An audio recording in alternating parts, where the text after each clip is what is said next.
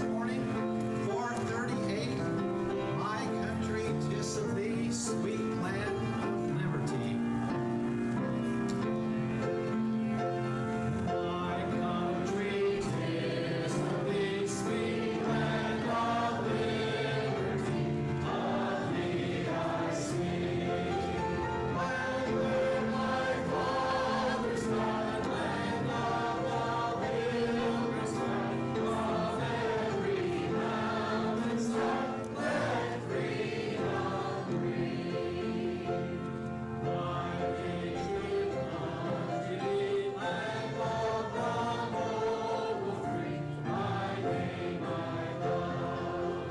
My love thy rocks and rills, thy woods and temple hills, my heart with rapture fills, like that of love.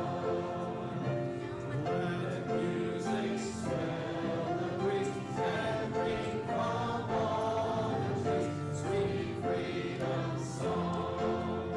When mortal dawns awake, let all that free partake, let rocks their silence break, the sound prolong. Our fathers God to thee, author of liberty, to thee we sing. Obey our land divine, with freedom's holy light, protect us by thy might, great God our King. Brother Steve, please lead us in prayer this morning. My Heavenly Father, we thank you for the rich privilege we have, Lord, to assemble ourselves together. Lord, as we see that day approaching, Lord, that this kingdom, dear Lord, is going to leave.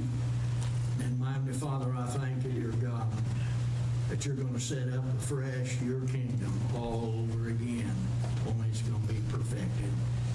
Lord, now you help us now to listen, be obedient to you, anoint our pastor today as he proclaims your word. Help us, Lord, in these evil days.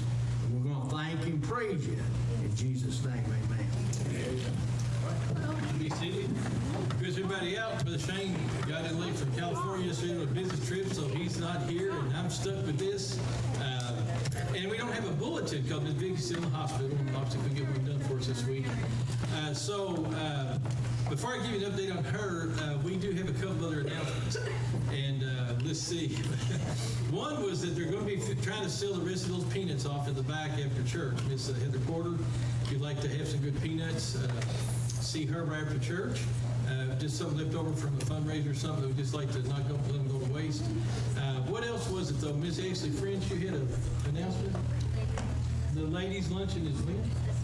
This week. The brochures are up on the wall. What day is it? It's this Saturday, okay. How many ladies have signed up to come to the ladies' luncheon? You have quite a few of you. Okay, so y'all know the details? There is a sign up for finger food. So if you are going to bring a finger food, if you can sign up, that would be great, because if not, then I'm going to have to make a lot more than next year. Did y'all get that? It is a sign up for finger foods. And if you're not going to bring finger foods, well, they'll let you know if they're not going to bring them. Just sign up, just sign up. And Ms. Krista said toe foods, or somebody back there said bring toe foods. Bring toe food. Toe food. Toe food. Miss Gill would bring the toe food anyway, so it doesn't matter. Toe food. And so, whenever I hear somebody say finger foods, I always get tickled. I think I just see fingers there, you know. Somebody bring fingers. He's got a few fingers to spare. And, so anyway, and so that's this coming week too. I know there was another announcement. I don't think it was that somebody did. The Bibles from the lobby. That was it. How many we raised now, Miss Rose? 255 Bibles have been raised from the lobby. You guys bought them. You guys took care of them. And when does this end? We had a certain amount of time. We were going to try to raise as many as we could. We were going to do a challenge for 6 months. Well, we're into it. Not near close to the end, are we? So we're still doing it. All right, so we're still got some time left on that challenge. We want to see how many we could, is there a target amount or just see how many we can get raised? Whatever God blesses. Well, I think 270 something's already good. Amen. It's good. Okay, just real quick on Miss Vicky. She's still in the hospital this morning. You all know she's been having some problems last couple of years with pulmonary hypertension and some different things and parathyroid things. So she got that finally found and got that scheduled, and then this thing happened with her lungs. Basically, she got a virus, like a cold virus. It's the same virus that causes RSV in children. It doesn't bother people typically. I think I've got it now, all, cold. But anyway, but it affected her because of her weak lungs. And so what's happened, she got fluid in her lungs, she's got some congestive heart failure, fluid around her heart. And so they're getting that off, and she's getting a little better, and she was wheezing real bad and oxygen dropping. With any exertion and things, and so she's still doing that some. So they're not going to let her go home until they get that better. It is better until they get it better than it is. And also, she's in good spirits. She don't really feel that bad, so she's able to enjoy fellowship and things. But it's just the breathing issue. But they're checking out her heart to see if that's part of the problem with the lungs. They feel like there's some underlying condition there that they're trying to may be able to fix, may be able to actually treat. And so y'all pray about that they can find an underlying cause that she can be better and get this other surgery done and her whole health could improve. And that's what the doctors say. They say, yeah, when it's all said and done, she could have better health and do better. And so that's what they're shooting for. Just a long road and just a bump in the road for us, but you just pray for her. She really misses church. She wants everybody how much she appreciates the prayers and all the nice comments. And, this is one time where Facebook, I don't use Facebook much, but this is one time where we've had an outpouring of people just praying and sending their wishes and all of this. So, with that many people praying, God's got to hear. And so you guys keep praying for her, and the Lord will take care of things, all right? So I think that's all my announcements, Brother Gilbert. All right, listen to the choir as we sing.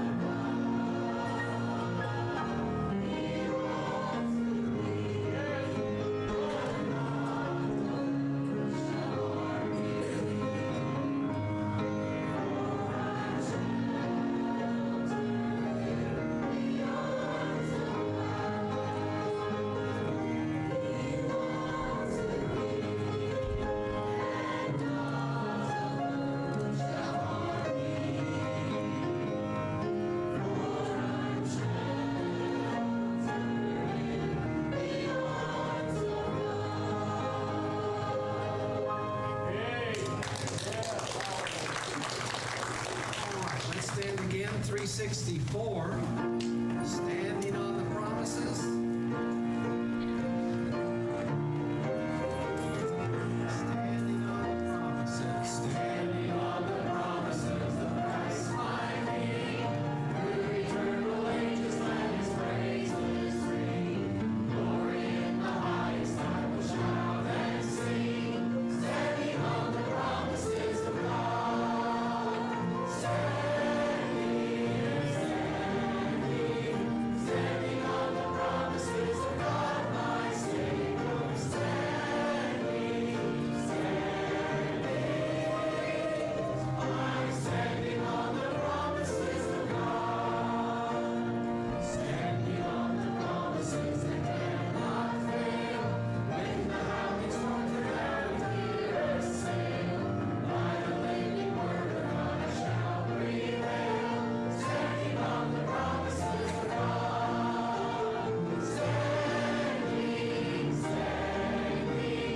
Standing on the promises of God, my Savior.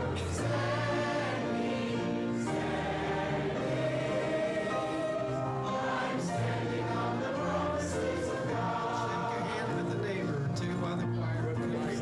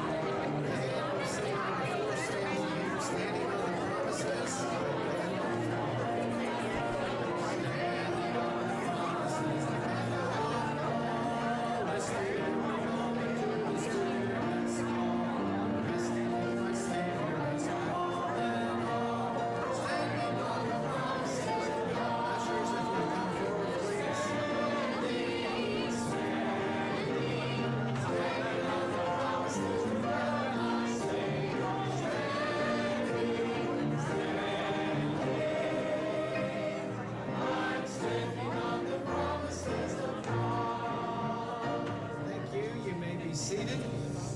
We'll have the ushers come forward.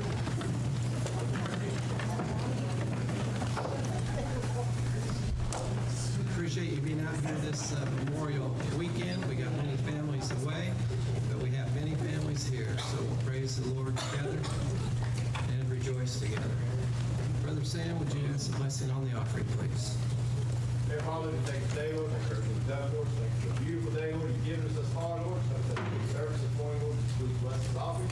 You give to the giver. Your name is great. Amen.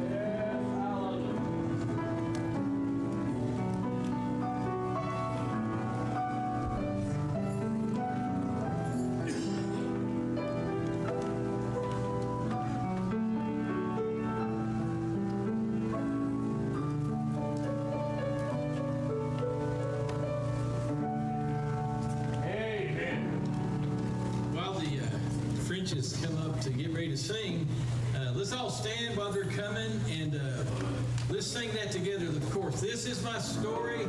This is my song. This is my story. This is my song. Praising my Savior all the day long.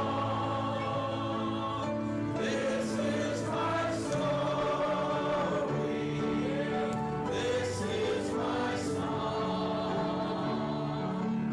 Praising my Savior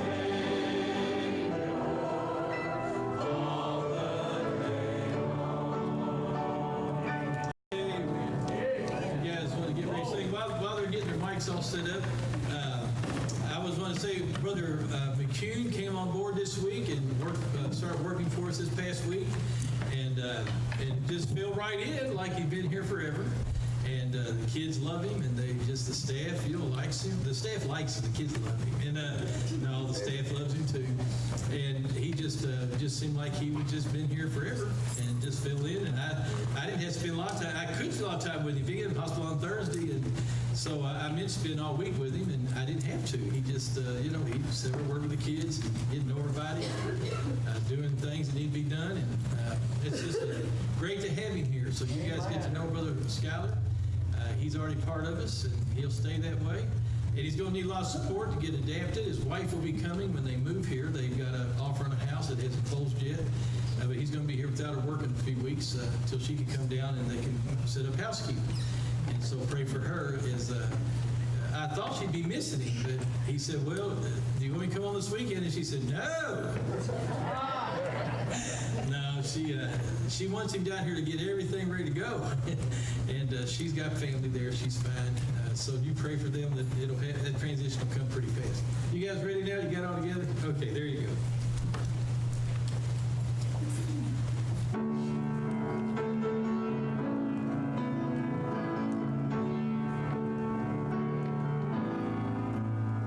Today I faced a mountain.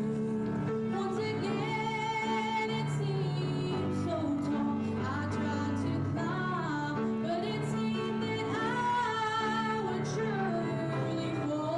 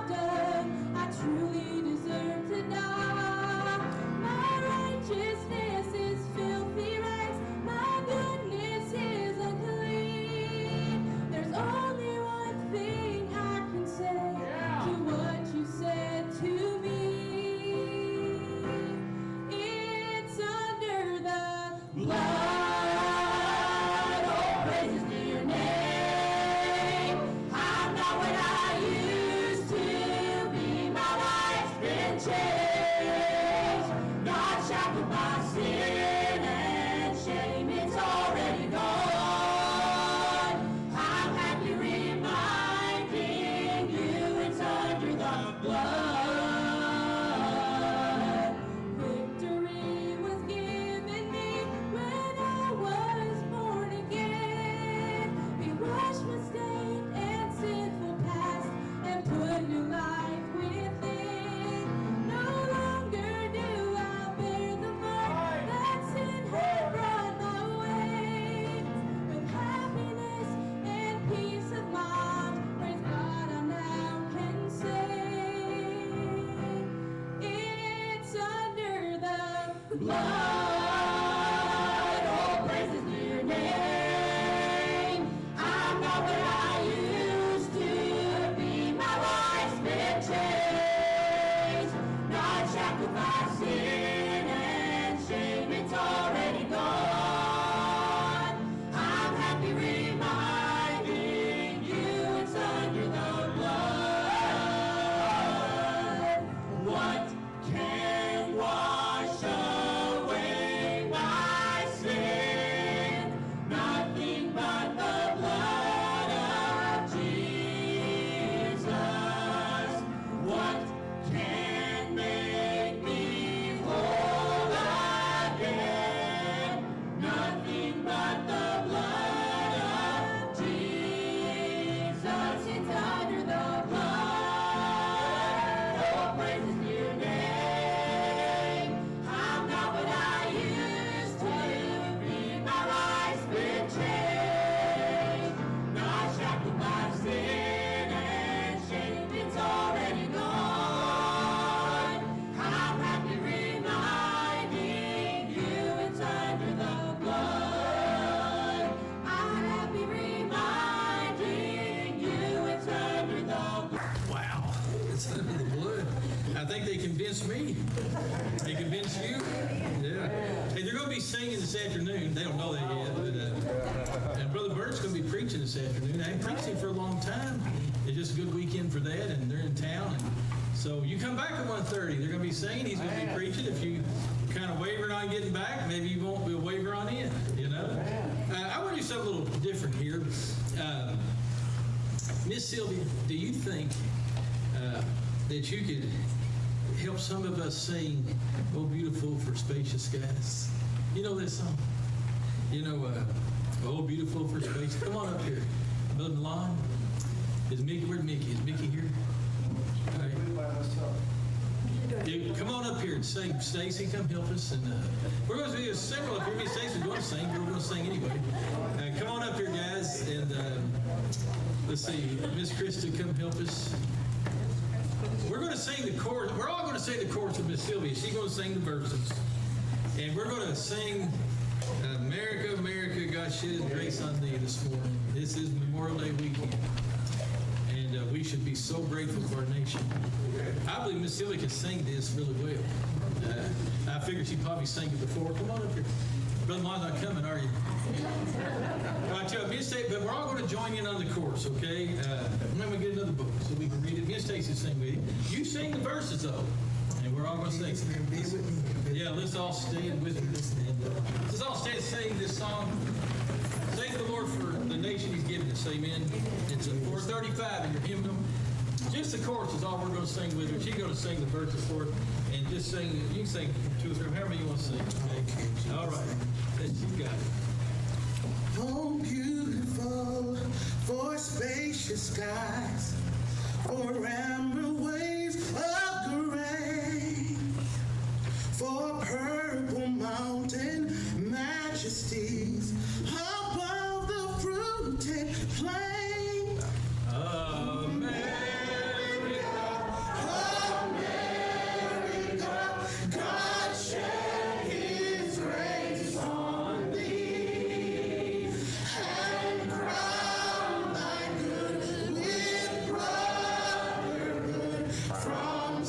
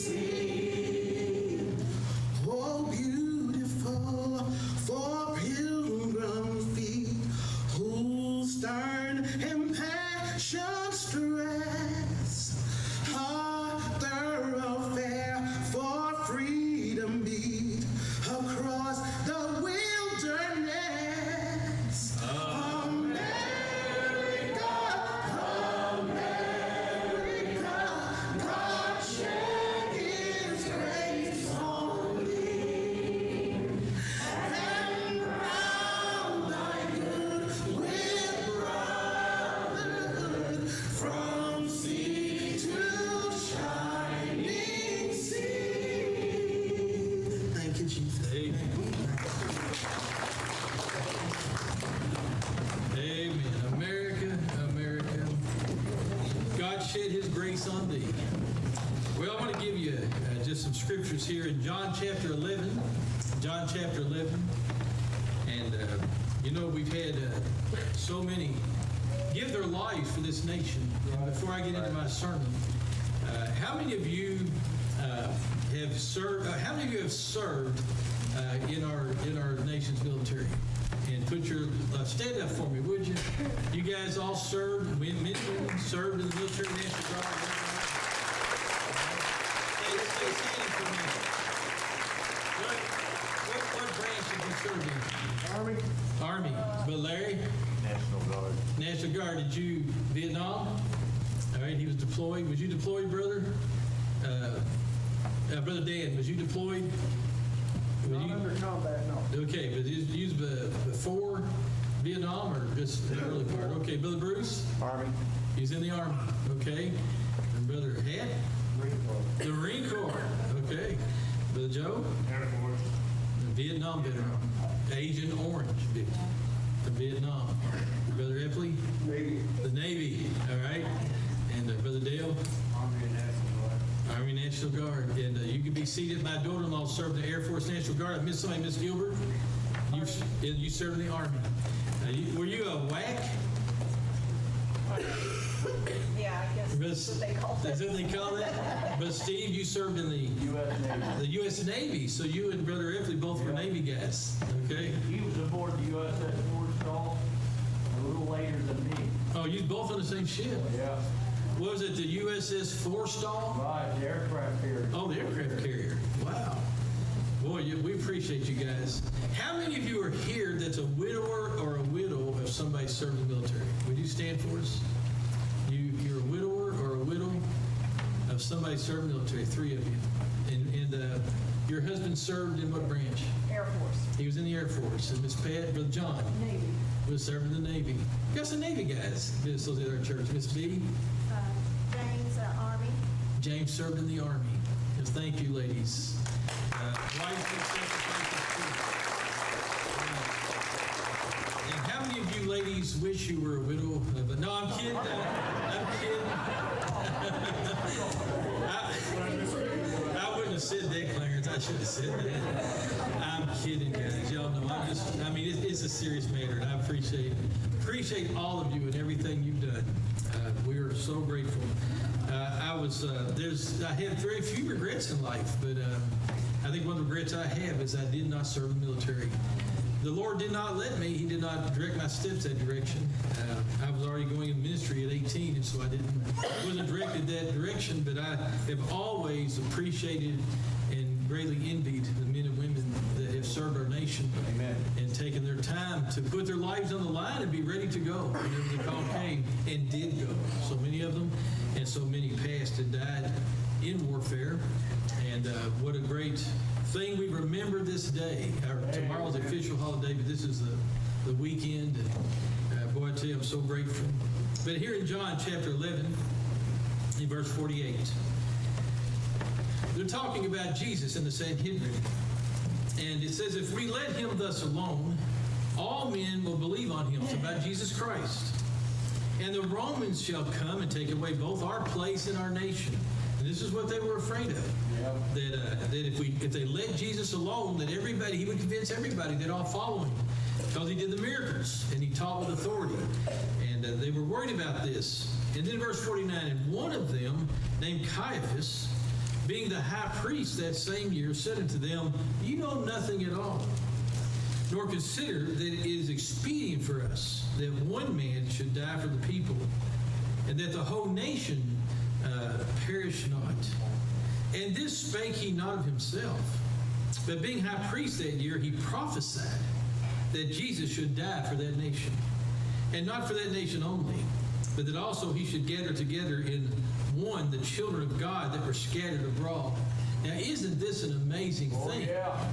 That Caiaphas prophesied that Jesus would die for the people, and not just for the people, but he would die for all of God's children who were scattered abroad.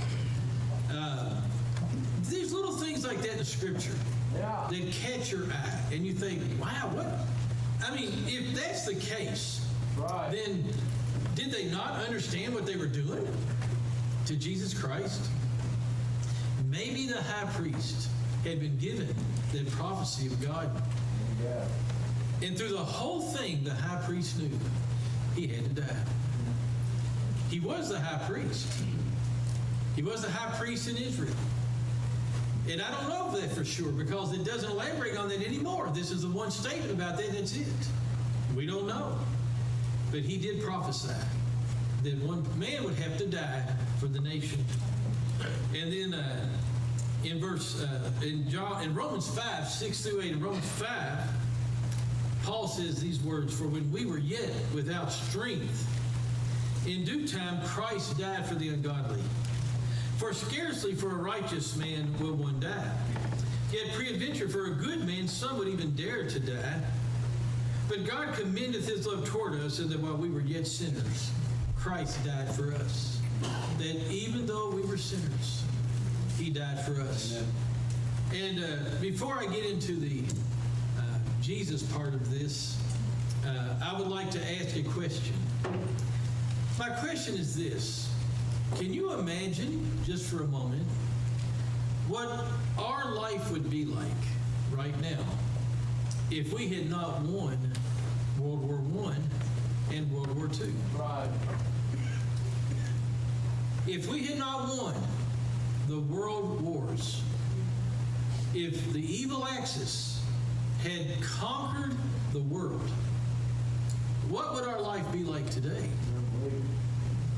Matter of fact, would we even be here? No. I dare say that we would not be here Right. if they had won. We owe our very human existence to all those hundreds of thousands of men and women that lost their lives in those two great wars. We owe them our existence. Now, we owe our life to God. And we owe God everything because God's the one who let us win. Right. But God had to pick people that were going to have to die for the nation. You know, I've talked to a lot of guys that go in the military. I've talked to guys who are lost going into the military. And I ask them sometimes, you know, do you know that you could end up in a war? You could end up having to kill someone or be killed. And they always say, yeah, I know. But you still want to go? Yes, I still want to go. And one thing that I find in talking to people that are in the military and talking to people going into the military, young men that are interested, young women interested in the military, one thing when I talk to them that I find, it's almost like that God has put in their heart to do this. Yeah. It's almost like that they have this presence of this is what they need to do. They have no fear. They have no second thoughts. Or if they have second thoughts, they back out. But the ones who go on through with it, they have no second thoughts. You see them 6 months later at the boot camp, and they're happy they're in. And here they are, in uniform, trained with weaponry. 18 years old, 19 years old, 20 years old. In the Air Guard, in the National Guard, Army Reserves, can be called up and deployed anytime. And they know this, and they go to work. The ones that are in the Air Guard, National Guard, they go to work with people on their jobs, and they work with them every day, and they do the weekend military, and they do deployments in the summer and all these things, and they'll get deployed for a year at a time sometimes. And they work right beside people. And they know they can be called up any time. It doesn't bother them. No. I have found that people here, and you know how dangerous it is now to be a peace officer in America? Yes. Do you know how dangerous it is to be a first responder? Right. Paramedics. My daughter's a paramedic. My son's an officer. Dealing with very dangerous people to protect all of us. And I've often been amazed, and I see the firemen, and I see what they do. And I've always been amazed at how it doesn't worry them. See, what if you take your ambulance and run upon a terrible situation and somebody has shot somebody, and there's somebody dangerous could hurt you, and it does happen. Or you run across somebody you got to take to the hospital and they got a terribly contagious disease and you get their body fluids on you, blood.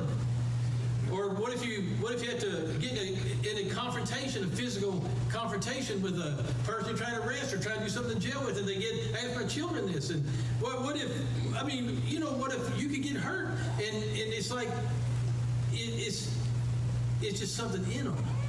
I think God put it in them. Right. To protect other people. And just think about this.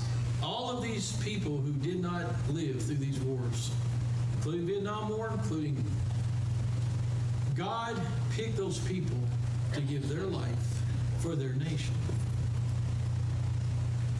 God picked them to give their life for their nation, for their parents, for their brothers and sisters, for the people they would have been working with when they came home, for their children. God picked them. And God put it in their heart. And they had no fear, knowing what they were going into. It takes an act of God to do that. Do we really appreciate what God's done? As we sit here this morning, with all of the blessings that we have. We can enjoy this wonderful music. Our hearts can be filled with joy. We'll eat a good lunch. We'll fellowship with our families today. We'll laugh. We'll smile. We'll shake hands. We'll go to work after the holiday, and some maybe on the holiday. You'll be earning your money and paying your bills, enjoying your homes, and driving your vehicles, and plan to do the same thing the next week. Do we ever stop and think about the people who gave their lives that God picked to give their life so that you could do all this? I hope and pray that you have some gratitude in your heart and you ask the question on a regular basis, what would my life be like without them? Right. Without them, what would my life be like? Because in the big picture of eternity, they're just going to be an asterisk or a name on a memorial, a little name amongst thousands of names that most people will never read. And 50 years from now, 100 years from now, if somebody did read their name, they'd know nothing about that person. And all we would know is that God picked them to give their life for us to have our life. And I think that God uses people having to give their lives for others as a constant reminder to us of what He did for us. They gave their life so we could be free in our generation. Free to raise our children, free to enjoy prosperity and to work and labor. But Christ gave His life for our soul. Amen. So that we could live eternally. I think this is why, of all the missionaries that we've ever supported, I deeply appreciate the ones we've supported that are missionaries to the military. Right. Because there's many people who have died in uniform that weren't saved. They weren't Christians. And they gave their life so that we could live. So that we could have a life. And God picked them. And you say, and God put it in their heart that would be that not to fear, just to do this, go into the military. And lost people go to the military. I was reading I was looking at this deal about abortion. And I got to thinking while I was looking at all this information about this debate. It's not a debate, but I mean, it's a tragedy. Right. But I was looking at it. And I thought to myself, you know, we can talk about the military giving their life. And we should have deep appreciation and talk about how it's tragic that some of those guys were lost. They gave their life. But then I think about the aborted babies who were innocent. Aborted babies that had not sinned, conceived with a heartbeat, already developing in the womb, already a moving, living, breathing in their own way person. And I know they're in the body of a woman. You know the tragic thing when they say, well, a woman should have the right to do with her body what she wants. And therein lies the problem. That's right. It's her body. And if as long as it's her body, Yeah. then sure. Doesn't make it right, it's still sin, it's still murder. But it's her body. But whose body should it be? That's right. That's right. You see, the young lady and doctors that would participate in such things, it's their bodies. And they're going to do what's best, what's convenient for their bodies. And they are not purchased by the blood of Christ. Right. Because if they were, it would be their body. Amen. They would be the temple of the Holy Spirit. Amen. That's right. I know there's probably been some born-again girls that got terribly misled and underburdened and did such a thing, committed murder. But yet, thank God for redemption and forgiveness. But let me get back to the babies. Those babies give their life for those moms. Right. They give their life so that mama can live her life without a baby. They give their life so a nation can continue its dive into the pits of degradation. The babies are offered at the altar of a false god. Right. They are sacrificed so that America can go to hell in a handbasket. Got it. They are sacrificed so that even the elect of God can get confused and deceived about the atrocities of sin, Right. can get confused about human rights versus God's edicts and commands, about who really owns things and who should our body be. Amen. And they lose sight of the gospel and of the purchasing blood that purchases us out of sin. Yes. They sacrifice their lives at the altar of idolatry Right. so that people can continue to have whoredoms and fornication. That's why. Right. And now the argument's even expanded. That's right. This is the most atrocious thing I've ever heard in my life. That a justification for sacrificing a baby's life is to sacrifice that life to have genocide with the poor and the criminal Yeah. and the addicts. Since nobody will turn to God to eradicate the sins of poverty, since nobody looks as God for an answer and repentance for the drug addicts and the alcoholics and the criminals, since man will not turn, since our government, since our lawmakers, since our justice system has abandoned God. And now they say it's better for society. Why would a child be born into that environment just to grow up and be another criminal? So it's best that they be aborted. And other words, let's sacrifice this life to the gods of addiction Right. and to genocide. Right. Let's let the drug addicts die out. Let's let the poor have no generation following them. We can't fix anything, and certainly we're not going to look to God to fix it, and we have found no way to do it by our own ingenuity.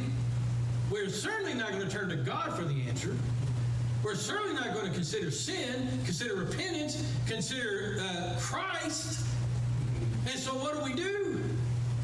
Since we can't fix it, and God's not an alternative, they just need to die out. Yeah. If they keep having babies, they won't die out. They'll raise their baby in the projects. They'll raise their baby to be a thief.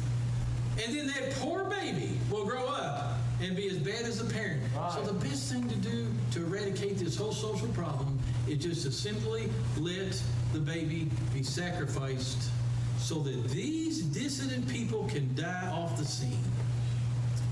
Because abortion is not contraception. Contraception is the prevention of a pregnancy where there's never a baby conceived.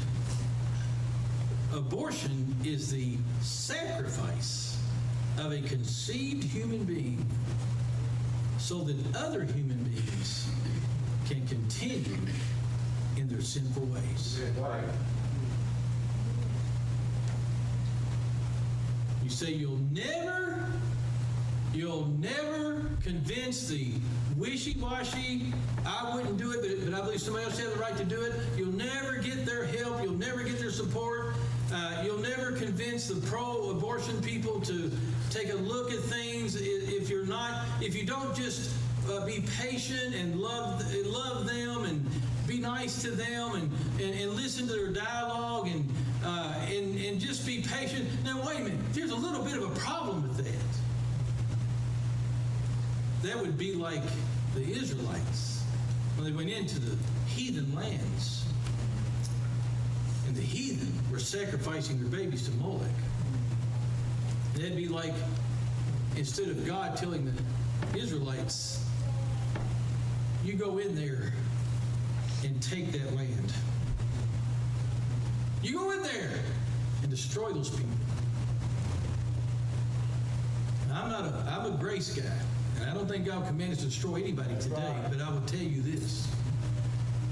Us sitting by patiently and saying, it's okay, they're going to sacrifice about 1,500 more babies today for their pleasure or their circumstances, because they're in bad circumstances, so they're going to sacrifice another life today so their life can continue in its degradation. And it'd be like us saying, but that's okay. I'm against it, but I'm trying to open up a dialogue with these people. There's no dialogue. Since when? Were you supposed to have a dialogue with Satan? Right.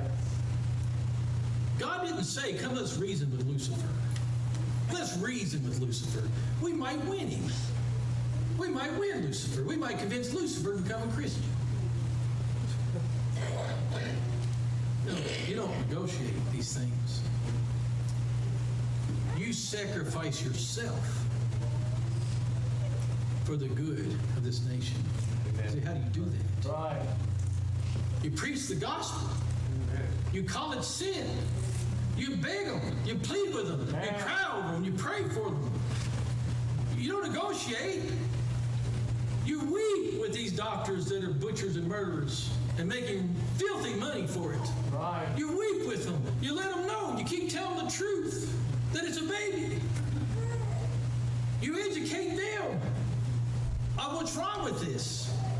We've all been educated on on the freedom issue of it and the personal decision issue of it. We've all been educated on that stuff till we're sick. Every detail of why they say the right to do it has been bombarded in the papers and on the TVs and in the schools. But that crowd will not, nobody is educating that crowd on what I just taught you just now. Right. that it is really a human sacrifice for some other human. Right. It's a human sacrifice. And how many millions around the world? It's not just America. And you say, well, Brother Darrell, Lord, may I come back for a long time? I could just give you one thing that tells me that we've reached the days of the flood, You got it. the days of Noah. You got it. I don't even read. And now, back in the days of Noah, there was probably human sacrifice. But I don't read before the flood. I've never seen anything in the Bible before the flood where the babies, wholesale, lock, stock, and barrel, were murdered. I'm sure it happened. But of all the things that God said He flooded the world over, that wasn't the thing on top of the list. We live in a world today Right. where around the world, we're sacrificing the babies. Right. And let me tell you what God is doing because of it. God is making men impotent. Right. All around the world. You read this, you check this out. You'll see just what I found. Doctors are alarmed because all around the world, men have lost their fertility and can't father babies. 50% in the last 10 years. A 50% drop or a 50% gain in infertile men. Young men, age-bearing men who can't make a child. That's what God's doing. Right. God's saying, I'm not going to. We've reached this point where when the rapture comes, I think God's going to take babies. But there's going to be many fewer babies than there would have been 50 years ago Right. or 100 years ago. You add up abortion, the rising of diseases, you add up the infertility of young people, unmarried, not wanting kids, and then you add on those who do, how many can't have kids? We read all the time. They got a whole chapter of medicine on it. Doctors, all they do is fertility things to help people have children who can't have children. Young people. God is just about to do something. Oh, yeah. Abortion around the world. The sacrifice of innocent babies for the lives of others. And those babies are dying for evil. Right. They're not dying for good. Our soldiers died for good, so that we could be free. But these babies are being literally butchered Right. for evil. An evil generation. Today, all of this should remind us of what happened to our Savior. You got it.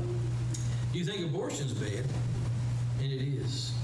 But those babies that are being killed, they can't save a single soul. You got it. And their death cannot result in salvation. And their death is sacrificed for just a handful of people, for their benefit. The mother, the doctor, finances, the medical industry that takes care of this are benefiting from abortions.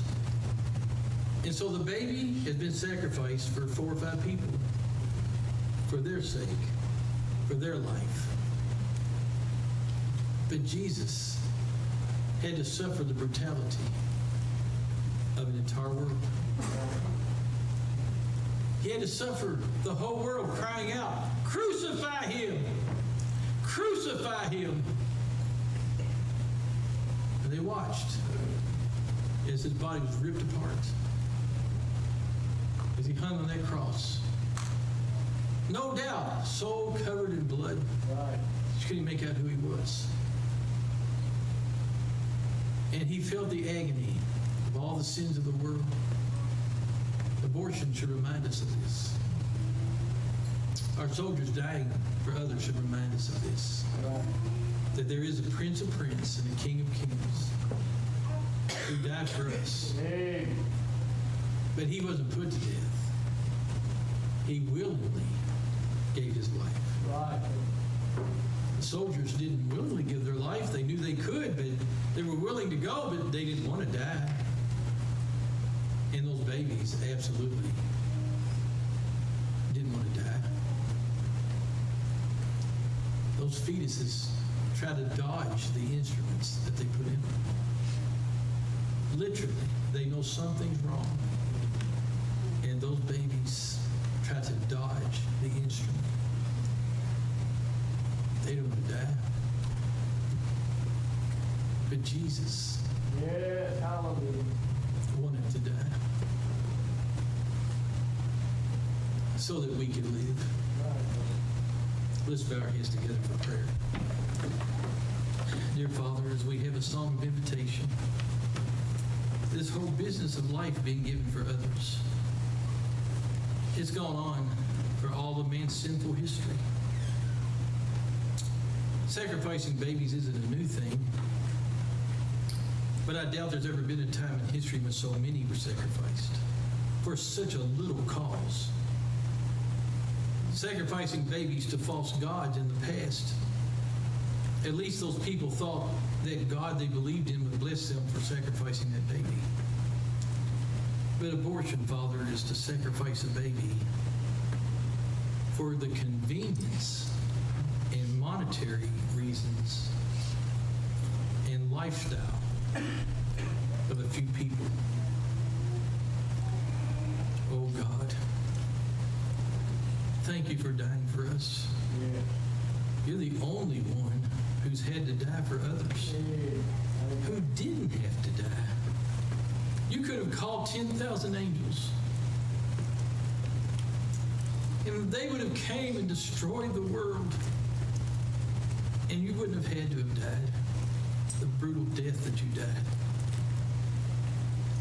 And in the Garden of Gethsemane, all of this, all of eternity came upon your shoulders, all the demons of hell. And you suffered and came through Gethsemane.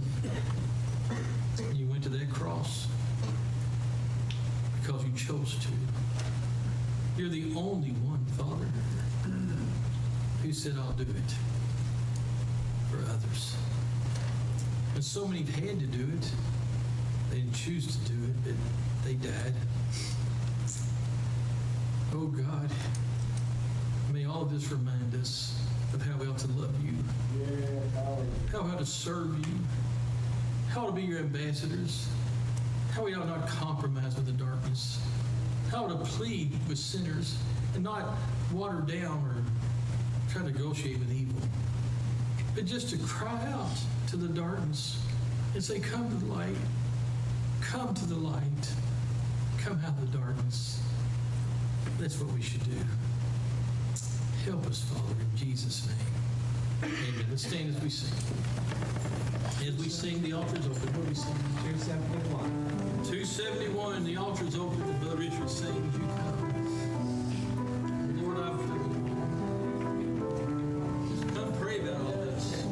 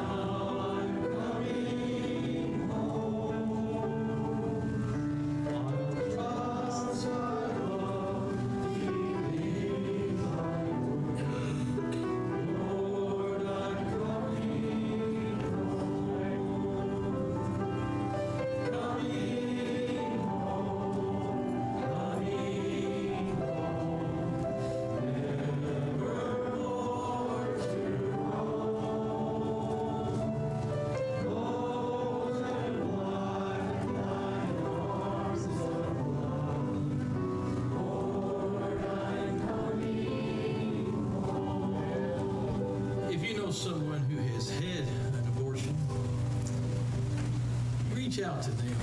Yeah. And they may have already settled it. Offer them Christ. Tell them that He'll forgive them. Amen. All men are sin can be forgiven. And tell them to come into the light so that they can get revenge on the devil Yeah. by winning souls to Christ. Who knows? Maybe by bringing other children to this world and raising them up to serve the Lord. Yeah. God can forgive this. My heart aches for the doctors Yeah. and patients that are involved in this genocide. Right. And my heart aches more for the babies that had to sacrifice themselves. And all of this sacrifice for other people, whether it's military, whether it's babies, never let you forget about Jesus Right. and His sacrifice. Right, brother. The one that mattered the most, the sacrifice of Christ. Well, let's bow for prayer, and we'll look for you at 1:30. Brother Gilbert, would you dismiss us? Father, we thank you for the words that we've heard today, the words of life. Lord, it all comes through Jesus Christ. Thank you for that. Help us to take account of our lives, Lord, and to deal with the issues that we have that need to be repented of. I pray that you will just work in our hearts, give us unrest, give us uneasiness, so that we can turn to you, we can just receive the joy that comes from having a good relationship with you. Bless us now as we go our ways. Bring us back this afternoon. Bless those that are not with us. Pray that they would just encourage each of our hearts, Lord, in a way that will bring honor and glory to you. We thank you in Jesus' name. Amen.